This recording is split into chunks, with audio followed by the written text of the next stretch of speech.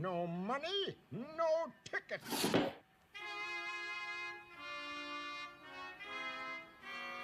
Now I'll never get to the North Pole. Oh, Frosty, you just can't melt.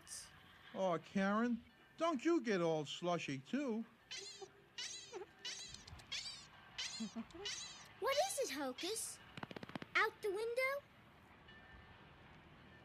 A refrigerated boxcar on a train headed north. You'll be safe there, Frosty. Come on.